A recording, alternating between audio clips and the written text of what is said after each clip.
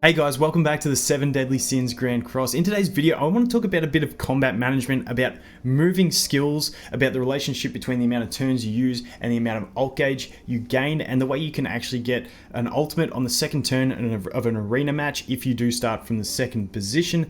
It's something I do see a lot more players using now that I'm up higher in the Champion League. So I just wanted to share the information, get it out there. So let's get into the video.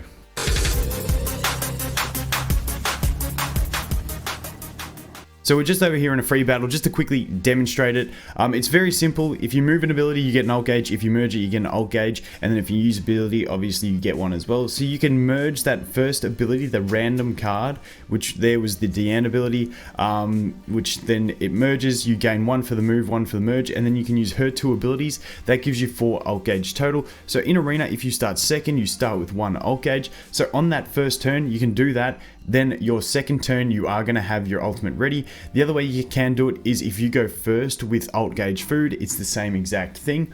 Or if once the green Merlin comes into the game, she does have a passive that gives your team 1 ult gauge. So even if you have her in the support role, you're going to be able to do this even if you go first using a combat class food, or if you use the points, the arena coins food. So that is going to be really, really nice. Now you are going to have to pick your battles depending on your enemies. It does become very meta for like I said, that Merlin. She has an ult gauge removing skill very similar to the red Bond that we all got at the start of the game.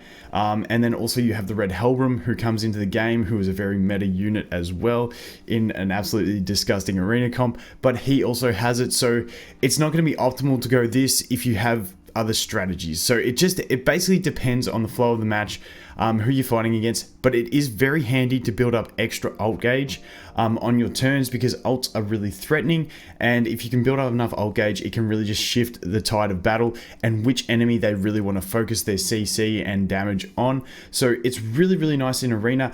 Some heroes, like for me, Jericho, if I get this attacking ability from her as that extra ability, I'll often just use her debuff into 2 single uses of that ability, just because I want to use more abilities with Jericho to stack her passive and get more crit chance. And then often with her, if I use the bleed into 2 attacking skills, I can sometimes, if one of those attack skills crits, I can often kill a king or an enemy Jericho or something like that. So it is situational, but it's definitely a really nice strat, especially where the meta is at the moment, to really just boost your ult gauge on a hero and basically just change who the threatening member of your team is and make them have to shift their thought of how they're basically going through their battle. But we'll jump over to some arena now and show you some examples.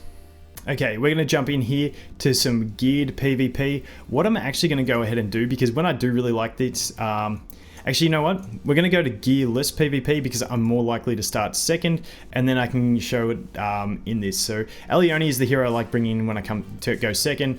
I bring the Meliodas in when I go first. So let's just search. Fair warning, we are probably going to lose this battle because champion, really hard at this stage without Merlin or Bond. But I went through that in the last video, so I'm not going to talk about it. We're just going to suck it up and take a loss. But at least we may demonstrate something along the way. The only ability I don't want to see come first is King's Heal, which may sound weird, but it won't let me do the strategy that I'm trying to explain. Just do not give me King's Heal. Please, please, please, please, please. Okay, come on. Yes, okay, this is a really nice one. Let's see what this guy does. Thankfully, he doesn't have the Bond or the Merlin, which is pretty good for us. Okay, he's putting up the counter. Okay. This is not too bad. This is actually really good. This is actually really solid for us, because what I'm going to go ahead and do there, he's still got all level 1 skills. So this is where I'm going to do it. I'm going to merge this ability. Sweet. Then I'm going to go ahead and use this ability and this ability. And now I'm really threatening because I'm getting some good damage here with the Jericho. And I've got her ult ready next turn, which makes her a massive threat.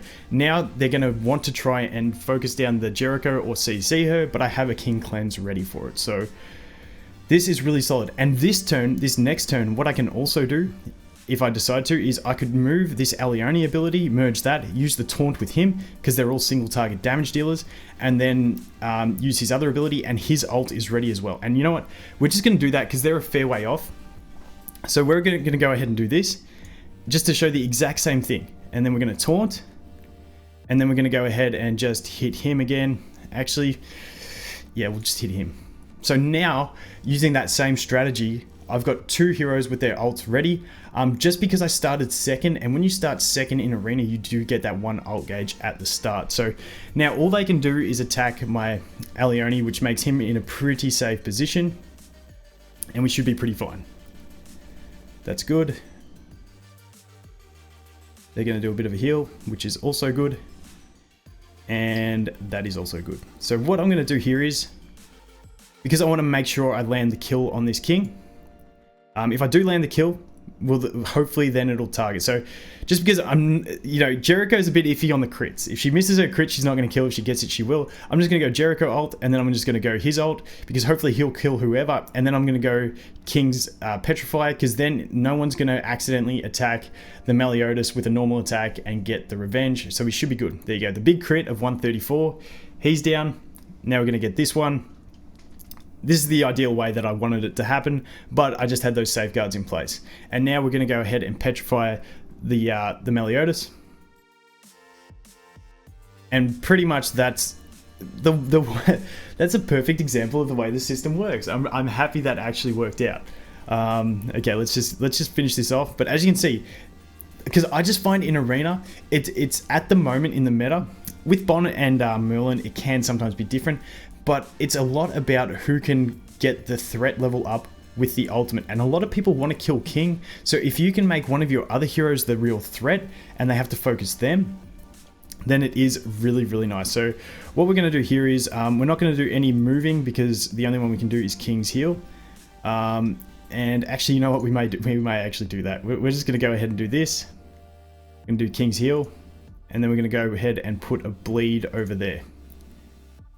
So now King is the threat from that move. It gave him his ultimate ready. I didn't actually even have to use the heal, but I just wanted to keep him alive for one more turn. They're both really close to their ult, which isn't too bad because they're both single target ults. My Aleone can survive a hit from either one of them and taunt, so which should be pretty good.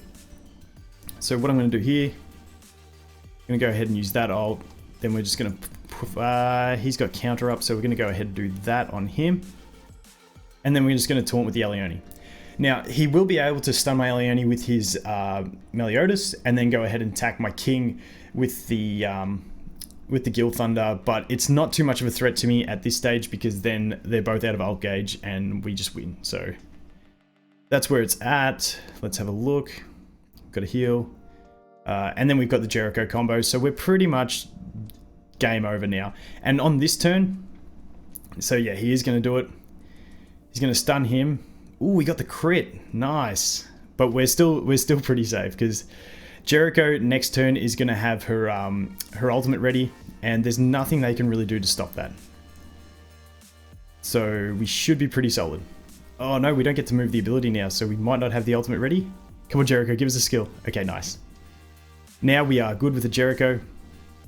So we can go ahead and bleed him, then kill him, and then we'll ult on the Meliodas next turn, and it's GG. But that's what I really wanted to show at the start of this battle, that moving the abilities can be much more of a threat than just using abilities and not having ult gauge. Ult gauge is such a huge momentum shift in this game, so it's definitely worth it.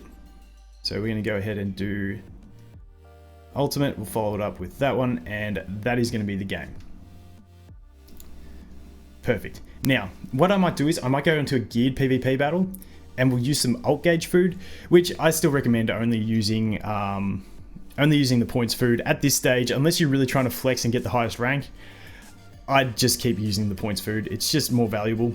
Unless you get to the stage like me, where if you want to keep pushing up the ranks and you majoritively cannot get a win in the league you're at without using like a CC food or something, then go ahead and use it. But let's go over here to geared, because in geared I normally start first, and we're going to swap this over for some CC food. We'll take auto off because we'll just do one here, and we'll eat. Oh wait, wrong food. What am I talking about? I want to use ult gauge food, which is the cakes. Yes, that's the one. Okay. we're going to use alt gauge food, because then we want to demonstrate this same strategy, but when you go first. So you do need the alt gauge food for it, because you don't start with that one extra alt gauge. Another great hero to use this with is going to be the Green Elizabeth. I'd love to have one of her to test in arena, because she can go ahead and use this exact strategy and do a shift, because she starts with 2 alt gauge. So she can do a shift to merge an ability if she gets one drop, and then just use only one ability. Then you can use something else from another hero, and she's ready to ult the next turn, and her ult increases everyone's ult gauge. So I do see her a lot at the moment in arena, so she would be one that I would really love to test it with. And we get an opponent. Okay, so this is very meta. I'm actually more terrified of the Jericho and Bon at the moment, or Jericho and Merlin. Merlin and Bon, they do kind of work together, but because you're using the freezes, you're getting rid of that extort, and it's not as nice. So this one's a bad one because I have to use the Meliodas, and it's got double freeze. So I'm probably going to lose this battle from showing this, but you can do it here. Because we started with the alt gauge, I can do that. And then I can go ahead and attack the Bon. And we've got our ultimate ready next turn. So now we are the big threat. However, if he does get 2 CCs with the freeze and the petrify, we're pretty boned. But all level 1 skills at the moment. So I think we're pretty good, because that means that he didn't get the petrify.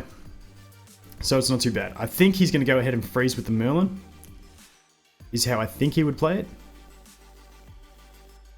Or he'll just use her attacking ability on him to try and get the damage in. Either way, we did get that ult on the second turn, and now we can be a little bit threatening, but once again, I think this team has just got me in this one. Okay, good. He got us a little bit low, so we got some decent damage out of that counter, which is good. Then the freeze, which, like I said, the synergy isn't quite there, because then you lose the extort. I don't know, it's just a bit funny. But hey, anyway, let's go ahead and do this. We're going to go stun, and then we're going to use Jericho's ability, because he'll be stunned, and see if we can land a kill with that. He's still got all level 1 abilities, which is really, really nice for me, after he used both of his Bon abilities. There we go, perfect. Had the debuff, got the kill. Really nice. Really, really nice. Happy with that. Getting some connection issues, but it's all good. Okay. And this one, okay, this is a perfect example. It's not ideal, like, because I'd rather do move the King's ability and then use his petrify. But what I could do the double move here. Okay, I'm going to stop talking and I'm going to do it. So what I can do is I can move this Meliodas counter to the left one. That's going to give me 1 for the move, and then it's going to give me 2 extra for the merges. Then I can use both those abilities, and then Meliodas has his ultimate ready again. And it's really good because they're focusing on Jericho. None of them have their ultimate ready. So we're going to go ahead and do that. So we can go like that. And then we can go like counter. And then we can do an attack. And just like that, that was the perfect example. 1 move gave us 3 alt gauge. Then we use 2 attacking abilities. That equals your 5 alt gauge, and we're there. So I know I'm just doing much of the same thing, but just alt gauge pressure is huge, because now he was attacking my other heroes. Now my Meliodas is the big threat. Now he's going to have to freeze. Unfortunately, I don't have the cleanse available, so we're not going to be able to stop that, stop the freeze or the petrify. But in some better situations, we might be able to. However, it doesn't matter, because if they don't CC him and King, we're good. Okay, so we should be fine on this one. They're still focusing her down and healing. So this is a really nice position to be in.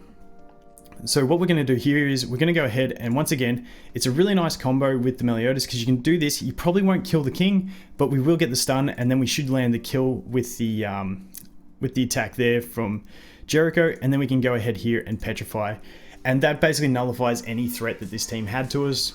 Once again, I wouldn't use the alt gauge food. It's just once things get a lot more competitive and you start having to use competitive foods, it is an option if you just have a naturally high combat class team. But there we go. There's the freeze. And things are looking, there we go. Got the forfeit, and that is how it works. So that was some fun arena. I like getting wins on camera. It's always nice. But once again, taking 3 points away from a win as opposed to 33, it's just not worth it, because at the moment I've been buying weapons. I'm just saving up so that I've got enough to buy another weapon, and then I have been buying a few anvils and stuff like that.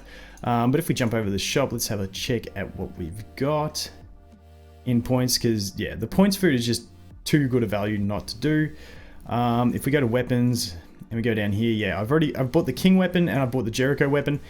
I'm going to save for the next hero I really want to build. I'm going to just keep a stockpile of 1440, and then I'll probably buy some more of the anvils, because I need to re-roll some more of my SSR gear. I'm getting some bad rolls at the moment. So that is going to be it for this video, guys. Moving abilities, alt gauge, just look into it. It's a thing. Just play around with it. It may take a while to get used to the different style of play, but it really does benefit your team. Being able to shift who your threatening hero is and having to make your enemy adjust to that just by getting more alt gauge on your team. So that is going to be it for this one, guys. Thanks for watching. Hope you have an awesome day, and I look forward to seeing the next one. Cheers.